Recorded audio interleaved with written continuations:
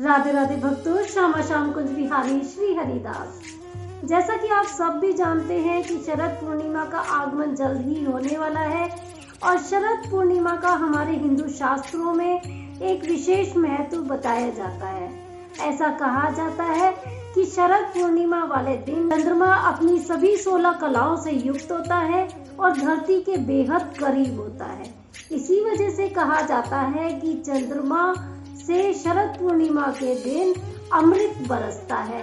तो आज के वीडियो में हम जानेंगे कि शरद पूर्णिमा हमारे लिए क्यों बेहद जरूरी है, इसका क्या विशेष महत्व है, शरद पूर्णिमा के दिन हमें किस तरीके से पूजा करनी चाहिए, किस तरीके से अपनी लड्डू गोपाल जी की सेवा करनी चाहिए, खीर को किस तरीके से बनाना चाहिए, किस तरीके से चंद्रमा की चांदनी में रखना चाहिए, किस तरीके से भोग लगाना चाहिए। तो आज के वीडियो के अंत तक जुड़े रहिएगा। कम से कम समय में हम जानेंगे कि हम शरद पूर्णिमा वाले दिन को अपने लिए ज्यादा से ज्यादा लाभदायी कैसे बना सकते हैं। तो प्रिय भक्तों, शरद पूर्णिमा का हमारे शास्त्रों में का विशेष महत्व बताया गया है। शरद पूर्णिमा वाले दिन ही हमारे श्री हरि, हमारे भगवान श्री कृष्ण ने राधा जी के साथ, अपनी गोपियों के साथ रास रचाया था। शरद पूर्णिमा वाले दिन ही समुद्र मंथन के दौरान लक्ष्मी जी की प्राप्ति हुई थी। इसी वजह से ही शरद पूर्णिमा के दिन लक्ष्मी जी की स्तुति की जाती है ताकि हमारे घर में लक्ष्मी जी का स्थायी निवास हो सके। शरद पूर्णिमा की महत्वता को देखते हुए ऐसा भी कहा गया है कि स्वयं श्री लंकाधिपति रावण शरद पूर्णिमा वाले दिन चंद्रमा की सभी कलाएं, चंद्रमा की सारी चांदनी एक दर्पण के माध्यम से अवतरित कर अपनी नाभि में ग्रहण करता था, जिससे कि वह हमेशा के लिए युवा बना रहे। शरद पूर्णिमा के दिन ही लक्ष्मी जी उल्लू पे सवार होकर इंद्र के साथ सवारी पर निकलती है। बंगाल में शरद पूर्णिमा को कोजागरा के नाम से जाना जाता है। कोजागरा यानी कि कौन कौन जाग रहा है। इसका मतलब ये है कि सभी लोग शरद पूर्णिमा वाले दिन चंद्रमा की छाया में, चंद्रमा की चांदनी में ज्यादा से ज्यादा रहें, चंद्रमा की चांदनी को ज्यादा से ज्यादा देखें।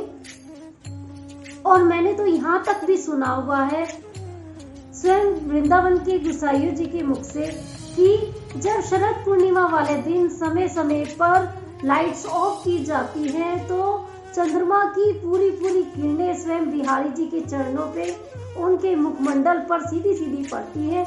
उनके मुखमंडल की शरद पूर्णिमा वाले दिन आभा अलग ही रहती है।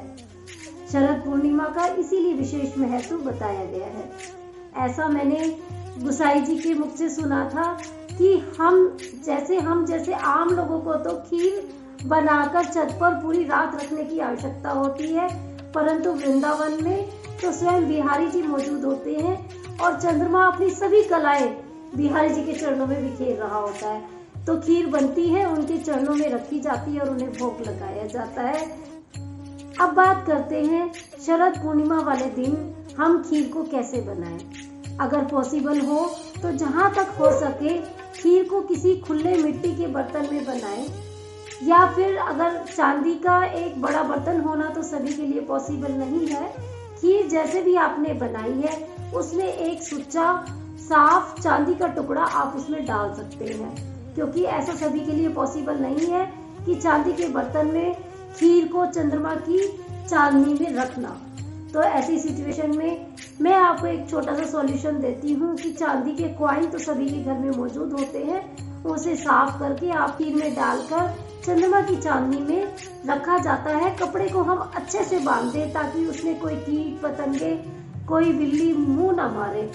और रात के 12 बजे चंद्रमा जब अपनी पूरी चांदनी जोरों से बिखेरता है, तब के बाद से उसमें चांदनी आनी शुरू हो जाती है। चंद्रमा की चांदनी पूरी पूरी छाया खीर पर पड़नी शुरू हो जाती है। साथ में मैं आपको ये भी बताऊंगी कि कुछ लोग खीर रखकर जैसे भूल ही जाते हैं, जब उनकी जाग खुलती है तब वो खीर को नीचे उतार के लेके आते हैं। परंतु ब्रह्म मुहूर्त में ही अगर आप खीर को नीचे उतार के लाएं, सबसे पहले अपने लड्डू गोपाल जी को भोग लगाए, अपने श्री हरि को भोग लगाए। कुछ लोग तो शिव जी के मंदिर में जाकर शिव जी को भी भोग लगाते हैं। फिर उसके बाद भोग लगाकर भोग लगाई हुई खीर को बाकी की खीर में मिला दें। फिर उस प्रसाद रूपी खीर को आप ग्रहण करें। इतने अधिक औषधीय गुण मिले होते हैं कि स्वयं आयुर्वेदा में भी इसका जिक्र किया गया है। बीमारियां खत्म होना हो ये तो आयुर्वेदा या हम कह नहीं सकते, पर हमारी इम्यूनिटी पावर पूरे साल के लिए बूस्ट हो जाती है। जहां तक हो सके ज्यादा से ज्यादा चंद्रमा की छाया में आप छत पर टहलें। अपने लड्डू गोपाल जी को भी आप छत पर लेके जा सकते हैं। शरद पूर्णिमा वाले दिन आपने व्रत तो रखा ही होगा, व्रत अवश्य करें।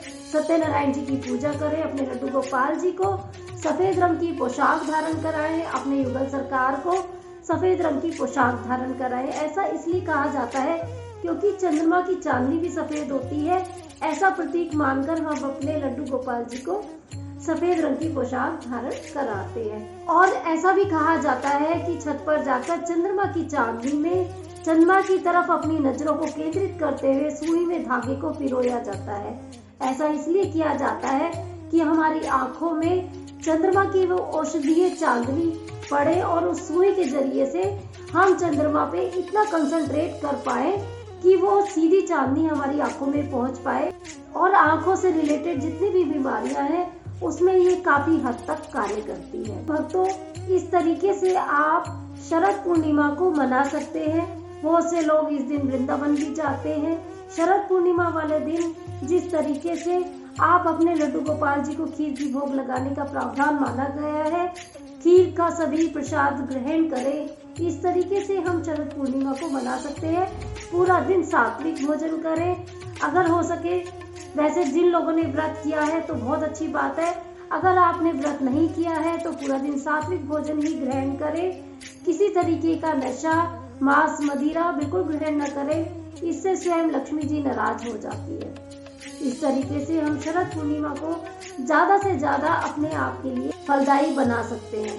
तो भक्तों, मुझे लगता है शरद पूर्णिमा के बारे में आपको अधिक से अधिक जानकारी मिल गई होगी। अगर आपको वीडियो पसंद आया हो तो लाइक कीजिए, ज्यादा पसंद आ गया हो तो आप वीडियो को शेयर कर सकते हैं और हमारी फैमिली से अगर आप जुड़ना चाहते हैं तो चैनल को सब्सक्राइब भी कर सकते हैं। फिर से हाजिर होंगी एक नई इंफॉर्मेटिव वीडियो के साथ। और हाँ, मैं आपके साथ डिस्क्रिप्शन में कार्तिकेय माह के सभी नियमों से रिलेटेड वीडियो का लिंक जरूर शेयर कर दूंगी। उस वीडियो को जरूर देखिए। कार्तिकेय माह के सभी नियमों को सरल से सरल तरीके से जानिए और कार्तिकेय माह का पूरा फल प्राप्त कीजिए। इसी के साथ मैं नीतू शर्मा आपसे विदा लेती हूँ। राधे राधे।